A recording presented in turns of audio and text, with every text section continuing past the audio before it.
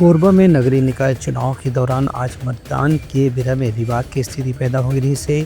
यह ward number 20 में ये घटना घटी, जहां भाजपा और कांग्रेस के प्रत्याशी और समर्थक मन विवाद के बीच आमने सामने हो गिरी हैं।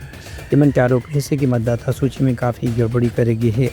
वार्ड नंबर 20 और वार्ड नंबर 18 दोनों में ही कई जगह मतदाता मन के नाम होने के बाद भी मुंदाजा वोट डाले पर नहीं मिली,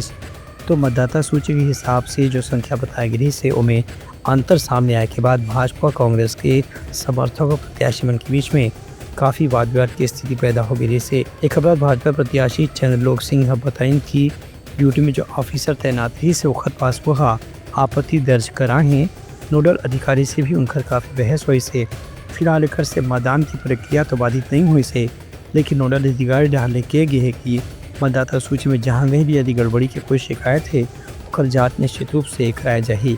ब्यूरो रिपोर्ट, उतलंघा न्यूज़।